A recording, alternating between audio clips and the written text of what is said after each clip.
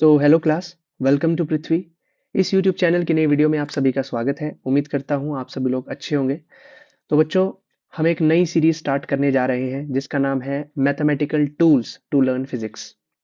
देखिए, ये series start करने के बहुत सारे कारण हैं, जिसमें से एक कारण ये है कि सीबीएसई के सिलेबस में ये टॉपिक्स मेंशन नहीं है और बच्चों को सबसे ज़्यादा दिक्कत यही आती है। मेरे हिसाब से जो मैं अब ये वीडियोस आपको कराने जा रहा हूँ, ये लेक्चर जिन टॉपिक्स पर लेने जा रहा हूँ, मेरी नज़र में ये फिजिक्स को पढ़ने के लिए सबसे इम्पोर्टेंट आप बोल सकते हैं कि नींव है। जैसे मकान बनाते हैं ना, मकान बनाने से पहले नींव बनाई जाती है। तो मेरी नज़र में ये जो टॉपिक्स हैं, ये फिजिक्स की नींव है, फाउंडेशन है। अगर आपने ये वीडियोस नहीं करी तो आपको 11th-12th में बहुत ज़्यादा दिक्कत आने वाली है, न्यूमेरिकल्स आपसे नहीं हो पाएंगे। किन के लिए ये वीडियोस हैं?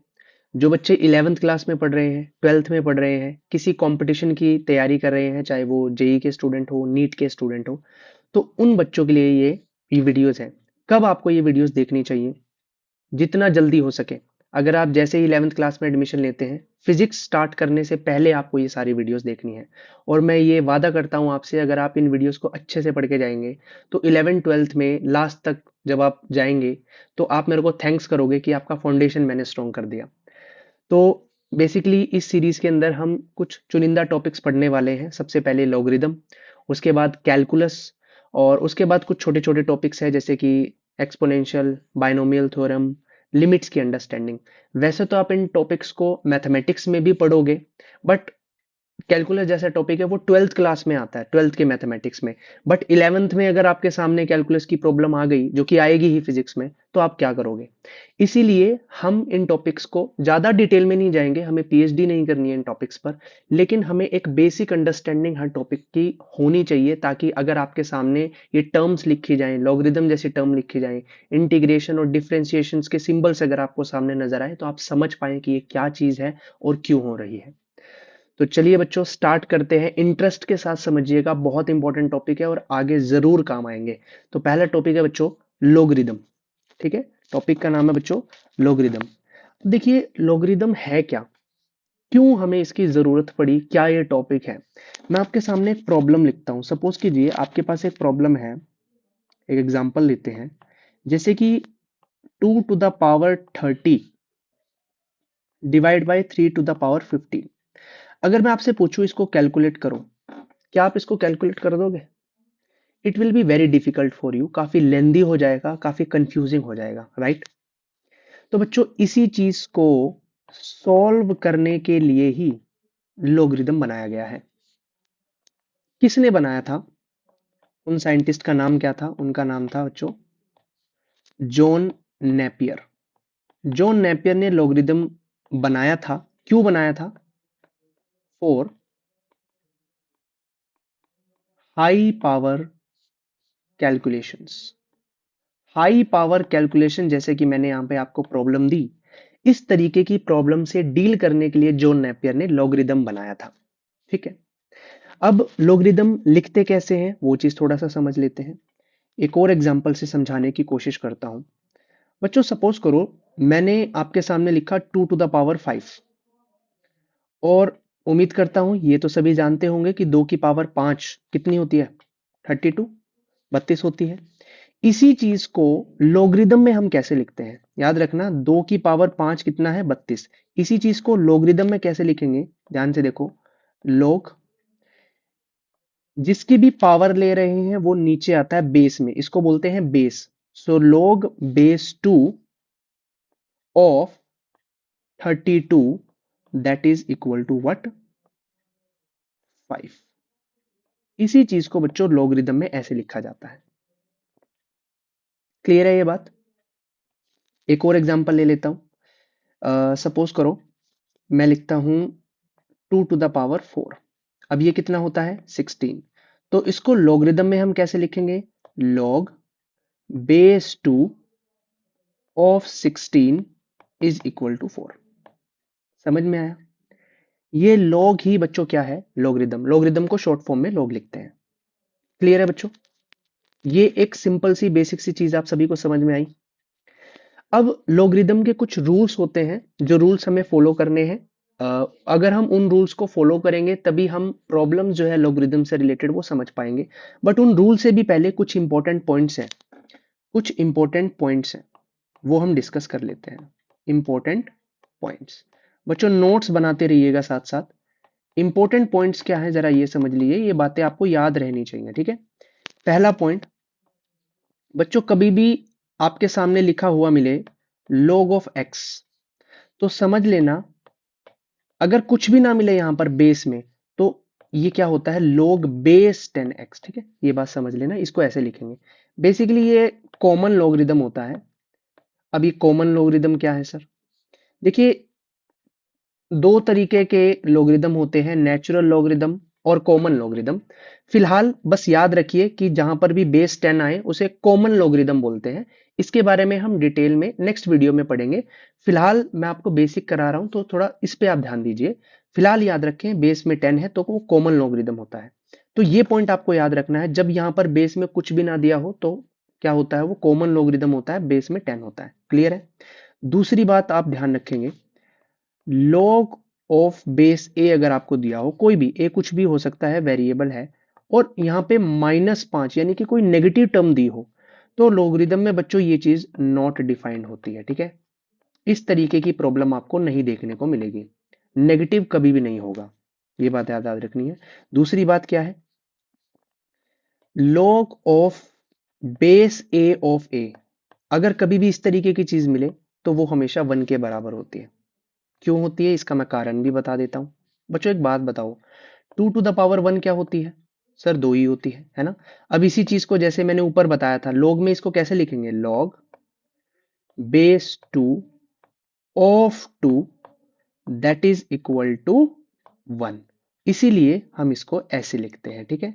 सपोज करो log ऑफ 3 ये किसके बराबर होगा, 1 के बराबर होगा। क्लियर है बच्चों? ध्यान से देख लो। अगर ये सारे पॉइंट्स आपको क्लियर है, अब हम लॉगरिदम के रूल्स हम पढ़ेंगे और फिर उसके बाद क्वेश्चंस प्रैक्टिस करेंगे। ध्यान देना, लास्ट में हम क्वेश्चंस प्रैक्टिस करेंगे और सबसे ज्यादा मजा आपको क्वेश्चन करने में आएगा लॉगरिदम की, ये गारंटी है मेरी, ठीक है। चलिए अब रूल्स पढ़ते हैं। कुछ सेट ऑफ रूल्स हैं लॉगरिदम के जो आपको समझने पड़ेंगे, कुछ रूल्स हैं, और इन रूल्स के आधार पर ही हम क्वेश्चंस को सॉल्व करने की ट्राई करेंगे। सबसे पहला रूल बच्चों ध्यान देंगे, अगर कभी भी आपको दिया हो log base A B to the power N, ये हमेशा किसके बराबर होता है, n। ये n जो है ये आगे आ जाएगा n into log of base A of B, ठीक है। अच्छा, ये रूल तो याद रखेंगे। कुछ बच्चे बेसिक मिस्टेक करते हैं। क्या मिस्टेक करते हैं याद रखना, मिस्टेक क्या है, ध्यान रखना लिखते कैसे हैं। log ऑफ, ये बेस है, बेस है नहीं नीचे आता है, ऑफ 3 है, और कुछ लोग ये this is the right way, कुछ लोग पता है इस चीज को कैसे लिखेंगे, 2 टू द पावर 3। बच्चों ये गलत है, ऐसे नहीं लिखना है। ये बेस में है, आपने इसको पावर में बना दिया, ये बिल्कुल गलत है, ऐसा कभी भी नहीं करना है, ठीक है। तो पहले रूल की तरफ ध्यान दे, log base A of B to the power N is equal to what, ये n जो है बच्चों ये आगे आ गया n into log of base A of B, ठीक है। एक एग्जाम्पल से समझ लेते हैं, एग्जाम्पल से आपको क्लियर होगा। सपोज करो मैं लिखता हूं log बेस 3 ऑफ 4, तो इसको मैं कैसे लिखूंगा, क्या मैं इसको लिख सकता हूं log ऑफ बेस 3 और 4 को मैं लिख सकता हूं 2 टू द पावर 2, है ना। अब देखो इसको पहले वाले रूल से कंपेयर करो, इसको मैं आगे ले जाऊंगा यहां पर, तो क्या हो जाएगा 2 आगे into log of base 3 of 2, ठीक है जी। इसको मैं ऐसे लिख सकता हूं। ध्यान से देखो, क्या रूल नंबर 1 सभी को क्लियर है? इन सारे रूल्स को आप अपनी नोटबुक में नोट करेंगे क्योंकि सवाल करते टाइम ये सारे रूल्स काम आएंगे। क्लियर है बच्चों? अगले रूल की तरफ बढ़ते हैं। Next rule, rule number 2। क्या है rule number 2? log of a to the power n of b to the power m, इसको हम कैसे लिखेंगे बच्चों, ये m आगे आ जाएगा m डिवाइड बाय ये वाला n आगे आ जाएगा n इनटू में log of base a of b। ध्यान से देखिए, एग्जाम्पल से समझने की कोशिश करते हैं। अगर आपके पास ऐसे लिखा हो log ऑफ बेस 9 ऑफ 4, तो इसको हम कैसे लिख सकते हैं बच्चों? log 9 को क्या लिख सकते हैं? 3 टू द पावर 2, 4 को 2 टू द पावर 2। तो अब ये भी 2 आगे आ जाएगा, ये भी 2 आगे आ जाएगा, तो 2 डिवाइड बाय 2 log ऑफ 3 2, और 2 से 2 कट जाएगा बच्चों, फाइनली अपने पास क्या बचा? log base 3 of 2। That is the answer. Clear है? रूल नंबर 2 सभी को क्लियर है बच्चों? चलिए अगले रूल की तरफ बढ़ते हैं। Rule number 3, log of base a of x into Y. इसको मैं कैसे लिख सकता हूं? जब भी बच्चों इनटू में दो वेरिएबल्स दिए हों, तो हम इसको सेपरेट कर सकते हैं, बीच में प्लस का साइन आ जाएगा। कैसे? log base a of x plus log base a of y। So that is rule number 3। ठीक है, एग्जाम्पल से फिर से समझते हैं। जैसे कि log बेस 2 ऑफ 6 आपको दिया है, तो इसको मैं कैसे लिख सकता हूं? log बेस 2, 6 को लिख सकते हैं 2 गुना 3। अब देखो इनटू में है तो इसको सेपरेट करके लिख सकते हैं log base 2 of 2 plus log base 2 of 3। और बच्चों आप बहुत अच्छे तरीके से जानते हो ये किसके बराबर होता है? थोड़ी देर पहले बताया, ये 1 के बराबर होता है। So that is equal to 1 plus log base 2 of 3। So that is the answer. Rule number 3 clear है बच्चों? ध्यान से देख लो एक बार। चलो आगे बढ़ते हैं। So rule number 4, rule number 4 क्या है? log base a of x divide by y, और इसको मैं ऐसे भी लिख सकता हूं log base a of x by y। ये किसके बराबर होगा? जब भी डिवाइड में बच्चों गिवन हो तो उसको हम माइनस कर देते हैं, यानी log base a of x minus log base a of y। Clear है? इसको फिर से एक एग्जांपल से समझते हैं। सपोज करो आपको गिवन है log बेस 2 ऑफ 6, अगेन 6, तो इसको हम कैसे लिख सकते हैं? log बेस 2 ऑफ 12 बाई 2, ऐसा लिख सकते हैं। अब ये डिवाइड में आ गया तो किसके बराबर आएगा? log base 2 of 12 minus log base 2 of 2, और ये अगेन 1 के बराबर होता है। So that is equal to log base 2 of 12 minus 1। That is the answer. ठीक है बच्चों, तो फिफ्थ रूल की तरफ बढ़ते हैं। फिफ्थ रूल क्या है? फिफ्थ रूल है log base a of b। अगर ऐसा कभी आपको गिवन हो तो इसको हम ऐसे भी लिख सकते हैं 1 divide by log of base b of a। Reverse हो जाता है, देखो ध्यान से देखो, यहाँ पर बेस a है, यहाँ पर बेस b है, रेसिप्रोकल कर दिया। ठीक है, इस रूल को हम ऐसे लिख सकते हैं। एग्जाम्पल से फिर से समझते हैं। अगर आपको गिवन हो log बेस 2 ऑफ 3, तो इसको मैं क्या लिख सकता हूँ? 1 divide by log base 3 of 2। Clear है बच्चों? आगे बढ़ते हैं रूल नंबर 6 की तरफ। कभी भी दिया हो log base a of b, इसको मैं कैसे लिख सकता हूं? log base p of b divide by log base p of a। ठीक है, फिर से एक एग्जांपल से समझते हैं। देखो log बेस 2 ऑफ 3 अगर आपको दिया हो तो इसको मैं लिख सकता हूं log base 10 of 3 divide by log base 10 of 2। ठीक है, या फिर इसको मैं ऐसे भी लिख सकता हूं log base 12 of 3 divide by log base 12 of 2। ठीक है, जस्ट आपको समझाने के लिए मैंने बताया है। ठीक है बच्चों, लास्ट रूल की तरफ बढ़ते हैं। That is rule number 7। Seventh rule क्या है? a to the power log base a of b। अगर कभी ऐसा गिवन हो तो ये किसके बराबर होता है बच्चों? b के बराबर होता है। ठीक है, एग्जाम्पल से समझते हैं। जैसे आपको गिवन हो 2 to the power log of base 2 of 3, तो ये किसके बराबर होगा? ये 3 के बराबर होगा। क्लियर है बच्चों? तो ये कुछ 7 रूल्स थे जिन रूल्स को आपको फॉलो करना है। अगर आपको ये सारे रूल्स समझ में आए हैं फिर हम क्वेश्चंस पे आगे बढ़ते हैं। और देखना मजा आएगा आपको सवाल करते टाइम। इससे आपके कंसेप्ट जो है और ज्यादा क्लियर होगा कि किस तरीके से लॉगरिदम के सवालों को किया जाता है। ठीक है, एक बार आप रूल्स को दोबारा देख लो।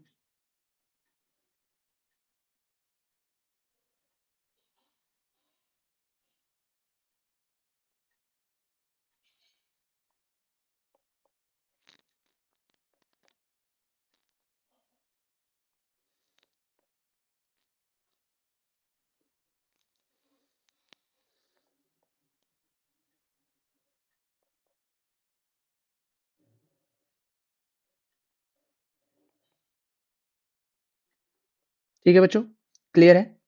अब कुछ क्वेश्चंस ट्राई करते हैं। ठीक है, पहला सवाल है, वैसे तो मैं आपको बता दूं ये सवाल मैंने कैट एक एग्जाम होता है, एमबीए का एंट्रेंस टेस्ट होता है कैट, कॉमन एप्टीट्यूड टेस्ट, उसके पूछे गए सवाल हैं। बट मजेदार सवाल है, आपको करने में मजा आएगा। एक दो सवाल मैं कराऊंगा जिससे आपका कंसेप्ट क्लियर होगा। ठीक है, तो क्वेश्चन क्या आया था? क्वेश्चन ये आया था कि arrange the following in an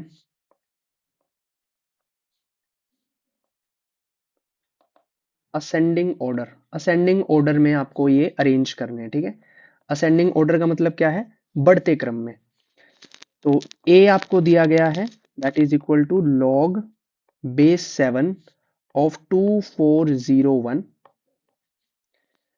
B आपको दिया है, that is log base 7 under root 7 into 343। डरना नहीं है सवालों को देख के, मजेदार सवाल है, आप सॉल्व कर पाओगे। और सी आपको दिया है लॉग अंडर रूट 6, ये बेस में है अंडर रूट 6 ऑफ कितना, 216। और डी आपको दिया है बच्चों, दैट इज डी आपको दिया है log बेस 2 ऑफ 32। ठीक है, आपको ए बी सी डी को असेंडिंग ऑर्डर में अरेंज करना है, यानी कि आपको इनकी वैल्यूज निकालनी है और बताना है कि कौन सा सबसे बड़ा है, कौन सा सबसे छोटा है। इनको एक ऑर्डर में, असेंडिंग ऑर्डर में अरेंज करना है। तो देखिए वन बाय वन ट्राई करते हैं। ठीक है, सॉल्यूशन। सबसे पहले मैं ए को उठाता हूँ। देखो ए आपको क्या दिया हुआ बच्चों, log बेस 7 ऑफ 2401, यही दिया हुआ है। अब इस सवाल को कैसे करेंगे? देखो बेस में 7 दिया है तो 7 से रिलेटेड कुछ समझते हैं। 2401 क्या है? 7 से रिलेटेड कुछ है।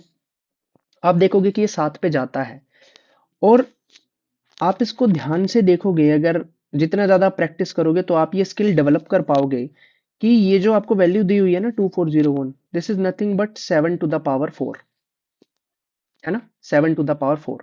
अब ये एक रूल बन गया हमारे पास, है ना। याद देखो, बेस 7, 7 टू द पावर 4, और ये जो पावर में होती थी इसको हम क्या करते थे, इसको आगे ले आते थे, है ना। अभी रूल डिस्कस किया हमने, तो इसको मैं कैसे लिख सकता हूं, 4 आगे कर दिया, log बेस 7 ऑफ 7, और सभी को पता है कि ये बच्चों 1 होता है, so that is equal to 4 into 1, that is equal to 1। तो यहां से हमें, sorry, 4 into 1 that is equal to 4। ठीक है, दैट इज इक्वल टू 4। तो यहां से हमें क्या पता चला, सर ए की वैल्यू आई 4, इसको याद रखेंगे। ए क्लियर है बच्चों। चलो अब बी पे आते हैं। बी सवाल में क्या दिया हुआ है? बी सवाल में दिया हुआ है log base 7 of under root 7 into 343। अब इसको कैसे सॉल्व करेंगे? अब देखो ध्यान से देखो, log बेस 7, अंडर रूट 7 को क्या लिख सकते हैं, 7 to the power 1/2 into what is 343। Sir ये तो 7 की पावर 3 होता है। When the base are same powers are added, तो इसको मैं कैसे लिख सकता हूं, log base 7 of what, 7 to the power 1/2 plus 3/1, and that is equal to log base 7 of 7 to the power what, 3 2 just 6 plus 1 7/2, so that is equal to log base 7 of 7 to the power 3.5। Clear है बच्चों? अब ये फिर से एक rule बन गया, 3.5 को हम आगे लाएंगे, so that is equal to 3.5 into log of 7 base 7 of 7, और ये अगेन कितना होता है, 1 होता है। तो यहां से बच्चों क्या आ गया, यहां से b की वैल्यू आ गई कितनी, 3.5। ये लो जी, b भी क्लियर। ठीक है जी, a की वैल्यू आई 4, b की वैल्यू आई 3.5। अब आगे बढ़ते हैं, c है, ठीक है, c को भी सॉल्व कर लेते हैं। c सवाल में कितना दिया हुआ है बच्चों, log of under root 6 base में है और ऊपर दिया है 216। ठीक, अब इसको कैसे लिख सकते हैं, देखो log अंडर रूट 6 को क्या लिख सकते हैं, 6⁻1/2, और 216 क्या होता है, 6⁻3 होता है। ये फिर से एक रूल बन गया, ये जो पावर में है ये आगे ले आओ, ये 3 आगे, और नीचे ये वाला 1/2 आगे हो जाएगा, और log ऑफ बेस 6 ऑफ 6, तो ये कितना हो जाएगा, 2 ऊपर चला जाएगा, 3 2 6 into log of base 6 of 6, और ये फिर से 1 होता है, तो यहां से c की वैल्यू आ गई बच्चों 6। क्लियर। अब d देख लेते हैं, d सवाल में कितना दिया था, log बेस 232। d सवाल में दिया हुआ है बच्चों log बेस 232। ये तो बहुत इजी है, log बेस 232 क्या होता है, 2⁵। अगेन 5 आगे आ जाएगा, so that is equal to 5 log base 2 of 2, ये फिर से 1 होता है, और यहां से d की वैल्यू आ गई बच्चों 5। क्लियर है बच्चों सभी को। तो a b c d सभी की वैल्यू हम निकाल चुके हैं, ध्यान से देखो, a है आपका 4, b है 3.5, c है 6 एंड d है 5। तो इनको बढ़ते क्रम में लगाएंगे, तो सबसे छोटी वैल्यू किसकी है, b की है, दैट इज 3.5, तो पहले आएगा b। उसके बाद a है, a की वैल्यू कितनी थी, 4, उसके बाद d दैट इज 5, और सबसे बड़ी वैल्यू आपकी किसकी है, c की है। तो ये आपका असेंडिंग ऑर्डर हो जाएगा, that is the answer of this question. तो पता चला आपको, कुछ आइडिया हुआ किस तरीके से हम इन सवालों को सॉल्व करते हैं। ठीक है, एक और सवाल करते हैं। देखो क्वेश्चन आपको क्या दिया है, ये भी एक अच्छा क्वेश्चन है। सवाल में दिया है if log base y of n जो है ये 5 के बराबर है, and log base 2y of 8n that is equal to 4, then find the value of n की वैल्यू बताओ बच्चों कितनी होगी। ठीक है, आपको ऑप्शंस दिए हैं 16, 32, 5 एंड 25। एक बार वीडियो पॉज करके आप खुद ट्राई कीजिए, फिर हम ट्राई करते हैं। ठीक है, चलिए सॉल्व करते हैं सवाल को। दो चीजें आपको गिवन है, सबसे पहले गिवन है log of base y of n that is equal to 5। तो बच्चों इस चीज को हम कैसे लिख सकते हैं, सीधी सी बात है, y to the power 5 is equal to n, यहां से हमें ये चीज पता चली। क्लियर। अब दूसरे पॉइंट में आपको क्या दिया है, that is log of base 2y of 8n is equal to 4। तो इसको कैसे लिख सकते हैं, इसको लिख सकते हैं 2y to the power 4 that is equal to बच्चों 8n।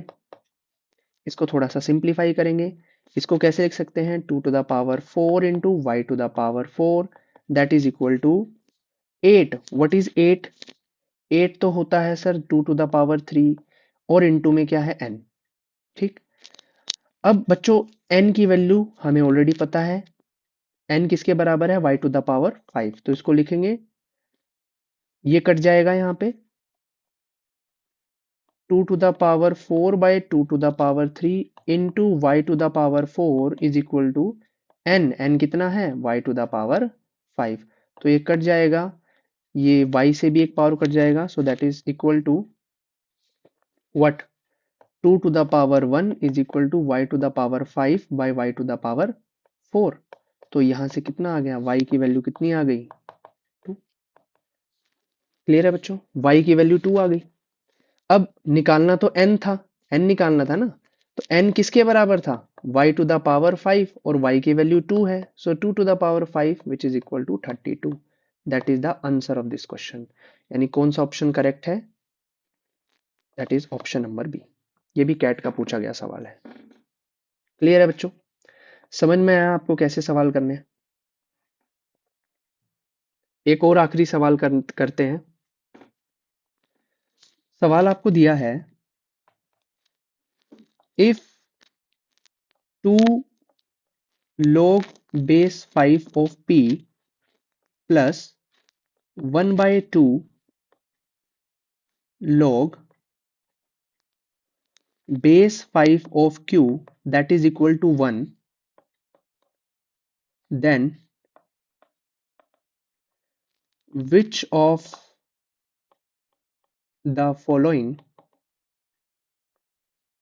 is true? Options are q is equal to 25 into p square. Option number B, q is equal to 25 divided by p square. Option number C, q is equal to 25 into p to the power 4.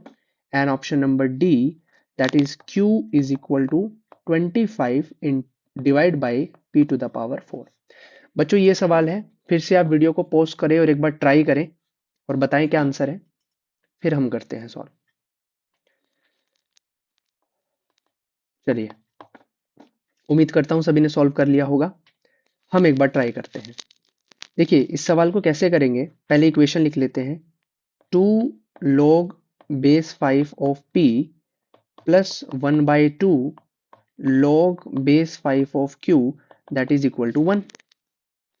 अब बच्चों एक बात बताओ, इस 2 को यहां पर वापस पावर में ले जाया जा सकता है, ऐसे ही इस हाफ पावर को यहां पर ले जाया जा सकता है, so we can write log base 5 of p to the power 2 plus log base 5 of q to the power 1 by 2। और याद करो रूल, यहां पर प्लस साइन है, बेस दोनों का सेम है, तो इनको मैं गुना में लिख सकता हूं, याद है वो रूल। तो ये तो 1 के बराबर है ही, यानी इसको मैं कैसे लिख सकता हूं, देखो बीच में प्लस साइन है ना, मैंने आपको एक रूल करवाया था, मैं आपको दिखा देता हूं एक बार रूल नंबर 3 को ध्यान से देखो। प्लस साइन है, बेस सेम है, तो इनको इनटू में लिख सकते हैं। तो बच्चों वैसे ही इस सवाल में बीच में प्लस साइन है, बेस सेम है, तो इसको और इसको इनटू में लिख सकते हैं। So we can write log base 5 of p square into q to the power 1 by 2 that is equal to 1। Clear है बच्चों, और इसको कैसे लिख सकते हैं, अब इस फॉर्म को कैसे लिख सकते हैं, याद करो 2 टू द पावर 5 32 था, है ना, इसको कैसे लिखते थे, log base 2 of 32 equal to 5। ऐसे ही इसको मैं कैसे लिखूंगा, 5 टू द पावर 1, जैसे यहाँ 2 टू द पावर 5 है, ऐसे ही 5 to the power 1, 5 to the power 1 is equals to p square into Q to the power 1 by 2। अब हम क्या करते हैं, दोनों तरफ स्क्वायर ले लेते हैं, ठीक है, दोनों तरफ स्क्वायर ले लेते हैं, तो क्या हो जाएगा, 5 का भी स्क्वायर हो जाएगा, और यहाँ पर p square into Q to the power 1 by 2 इसका भी स्क्वायर हो जाएगा। तो 5 का स्क्वायर कितना होता है, 25, ये हो जाएगा p to the power 4 into Q to the power 2 by 2। So that is equal to बच्चों 25 is equal to p to the power 4 into Q to the power 1, या फिर q भी लिख सकते हैं। तो यहां से q किसके बराबर आ गया, 25 divide by p to the power 4। That is the answer of this question. अब q equal to 25 into p to the power 4, कौन सा ऑप्शन है, that is option number D is the right answer. ठीक है बच्चों, तो logarithm का basics आपको समझ में आया, किस तरीके से इन रूल्स को हमें सवालों में लगाना है ये भी आपको समझ में आया। तो आज के लेक्चर में हमने लॉगरिदम का बेसिक जो है वो कवर किया है। अगली जो लॉगरिदम से रिलेटेड वीडियोस आएंगी उसके अंदर हम आपको समझाने की कोशिश करेंगे कि कॉमन लॉगरिदम और नेचुरल लॉगरिदम क्या है। उसके उसके बाद सबसे इंपॉर्टेंट लॉग टेबल। जो बच्चे प्रदीप की बुक को फॉलो करते हैं तो उसके लास्ट के पेजेस में आप देखोगे लॉग टेबल और एंटी लॉग टेबल आपको दी हुई है। तो किस तरीके से हम आपको लॉगरिदम की वैल्यूज कैसे हम निकाल सकते हैं बाय यूजिंग द टेबल्स, यानी कि लॉगरिदम और एंटी लॉगरिदम वो हम अच्छे से पढ़ेंगे। लॉग टेबल को कैसे यूज करा जाता है वो हम पढ़ेंगे। इस वीडियो के लिए फिलहाल इतना ही रखते हैं। उम्मीद करता हूँ सभी को समझ में आया होगा। So thank you everyone.